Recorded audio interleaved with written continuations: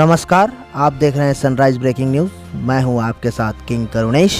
आइए नेशनल क्षेत्र की खबर जानते हैं। बिहार की राजनीति में आजकल बड़ा अजीबोगरीब माहौल है। अब किस नेता का किसके प्रति प्रेम जाग जाए इसका कोई ठिकाना नहीं। इसी क्रम में बात करें तो उपेंद्र कुशवाहा ने झारखंड के सीएम को यशस्वी मुख्यमंत्री कहा है। साथ ही उन्होंने झारखंड के सीएम से मदद की गुहार भी लगाई है। दरअसल उपेंद्र कुशवाहा ने झारखंड के सीएम को यशस्वी मुख्यमंत्री बताते हुए कहा कि आज पूरा राष्ट्र बिरसा मुंडा को भारत रत्न देने की मांग करते हुए उनकी शहादत को याद कर रहा है। ऐसे समय में भगवान बिरसा की पड़पोती के सड़क के फुटपाथ पर बैठकर सब्जी बेचने की खबर अच्छी नहीं लगती। यह समाचार मन को विचलित कर रहा है। उपेंद्र कुशवाहा ने हेमंत सोरेन से मामले में संज्ञान लेने की अपील की है। आपको बता दें कि उपेंद्र कुशवाहा साफ सुथरी छवि और बेबाक बात रखने के लिए जाने जाते हैं। हो सकता है कि वे हेमंत को यशस्वी मुख्यमंत्री कहने के पीछे सामान्य शिष्टाचार की बात कहे, लेकिन बिहार की राजनीति में आजकल इतनी तल्खी है कि ऐसा शिष्टाचार तो अब अपने सहयोगी दलों के प्रति भी दिखाना दुर्लभ होने लगा है। सरायकेला जिला के निमडी प्रखंड लुपुंगडी पंचायत अंतर्गत नेशनल हाईवे 32 सड़क किनारे विधायक आवास से कुछ दूर उहुगडी गांव के नीचे बस्ती में बने वर्षों पुराना पंचायत भवन की जमीन पर भूमाफियाओं की नजर गड़ गई है। बता दें कि विगत कुछ दिनों से असामाजिक तत्व के लोग उक्त भवन को तोड़कर उस जमीन को कब्जा करने की फिराक में हैं। इसी क्रम में मंगलवार को भूमाफियाओं द्वारा उक्त पुराने पंचायत भवन को जेसीबी मशीन से तोड़ने की फिराक में थे, जिसकी खबर ग्रामीणों को लगते ही सभी ग्रामीण वहां एकत्रित हो गए एवं उक्त भवन को तोड़ने से मना किया गया। ग्रामीण के तेवर और पत्रकारों को देख चालक जेसीबी मशीन लेकर वहां से भाग खड़ा हुआ। दूसरी तरफ ग्रामीणों ने जानकारी देते हुए बताया कि उक्त स्थान पर 1993 में पंचायत भवन का निर्माण हुआ था। उस समय इस भवन में तनकोचा पंचायत ऑफिस था। उसके बाद 2010 के आसपास लुपुंगडी पंचायत बनी। वहीं दूसरी तरफ यह भवन जर्जर होने लगी। बावजूद यहां आसपास के लगभग 2000 परिवारों के लोग उक्त भवन को सामुदायिक भवन के रूप में सामाजिक कार्यक्रमों में इस्तेमाल करते आ रहे थे। इधर कुछ वर्षों से भवन ज्यादा ही खराब हो गई, जिसके बाद लोग यहां आना जाना छोड़ दिए। इसका लाभ उठा अब बीते कुछ दिनों से उक्त जर्जर भवन पर भूमाफियाओं की नजर है। जहां एक और उक्त जर्जर भवन को भूमाफियाओं द्वारा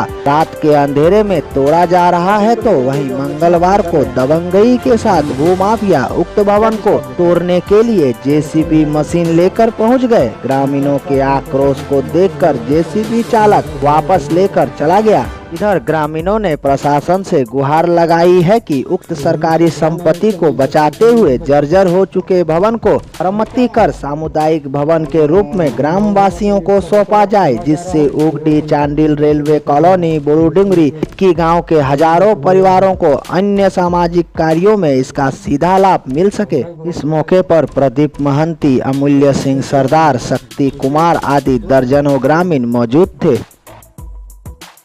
केंद्र की मोदी कैबिनेट ने बुधवार को किसानों को तोहफा दिया है। सरकार ने धान सहित कई खरीफ फसलों के न्यूनतम समर्थन मूल्य में वृद्धि की है। बता दें कि केंद्रीय कृषि मंत्री नरेंद्र सिंह तोमर ने बताया कि धान का न्यूनतम समर्थन मूल्य पिछले साल के 1868 रुपए प्रति क्विंटल से 72 रुपए बढ़ाकर इस साल 2021-22 के लिए 1940 रुपए प्रति क्विंटल कर दिया गया है। श्री तोमर ने कहा कि इस साल तिल के भाव में सबसे अधिक 452 रुपए प्रति क्विंटल की वृद्धि की गई है, जबकि अरहर और उड़द के भाव में 300 रुपए प्रति क्विंटल की वृद्धि की गई है। कैबिनेट की बैठक के बाद कृषि मंत्री नरेंद्र सिंह तोमर ने कहा कि सरकार ने खरीफ फसलों की एमएसपी में 50% तक वृद्धि करने का फैसला किया। उन्होंने कहा कि केंद्र की मोदी सरकार पिछले 7 साल से किसानों के हित में फैसले ले रही है और उनकी समस्याओं के समाधान के लिए हर वक्त चर्चा करने के लिए भी तैयार रहती है। कैबिनेट की बैठक में रेलवे के लिए 5 मेगाहर्ट्ज के 4G स्पेक्ट्रम आवंटन को भी मंजूरी दी गई है। इस योजना पर अगले 5 साल में 25,000 करोड़ रुपए खर्च होंगे। प्रधानमंत्री नरेंद्र मोदी और महाराष्ट्र के सीएम उद्धव ठाकरे की दिल्ली में हुई मुलाकात के चर्चे राजनीतिक गलियारों में है। इसके अलग अलग मायने निकाले जा रहे हैं। बता दें कि 10 मिनट की मुलाकात में ऐसी क्या बातचीत हुई शिवसेना के सुर बदले नजर आ रहे हैं। पार्टी के मुख्य पत्र सामना में लिखे गए संपादकीय में इससे साफ संकेत मिले हैं। सामना ने लिखा है कि सत्ता में एक साथ नहीं होना इसका मतलब रिश्ता टूट गया, ऐसा नहीं होता है, ऐसा मुख्यमंत्री ठाकरे ने दिल्ली स्थित महाराष्ट्र सदन में कहा। सामना ने आगे लिखा है कि राजनीतिक मतभेद होने का मतलब व्यक्तिगत रिश्ते कमजोर हो गए, ऐसा नहीं होता है, तथा व्यक्तिगत रिश्ते नातों में सिर्फ सत्ता ही रिश्ते की डोर नहीं होती है। शिवसेना ने हमेशा इन रिश्तों को संभाला है। नरेंद्र मोदी उद्धव ठाकरे की मुलाकात जिस तरह से राज्य शिष्टाचार का हिस्सा थी, उसी तरह व्यक्तिगत रिश्तों की भी थी। इसीलिए दिल्ली की इस भेंट पर इसके आगे लंबे समय तक चर्चाओं की धूल उड़ती रहेगी। मुख्यमंत्री का दिल्ली दौरा राजनीति के लिए नहीं था। जिन्हें इस मुलाकात में राजनीति दिखती है वे धन्य लोग होंगे। प्रधानमंत्री मुख्यमंत्री की मुलाकात से केंद्र से जुड़ी महाराष्ट्र की समस्याएं ही हल होगी।